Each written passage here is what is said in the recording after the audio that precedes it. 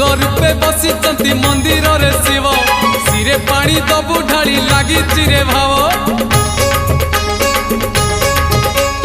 पूरण हेइछि परा आम मानसिक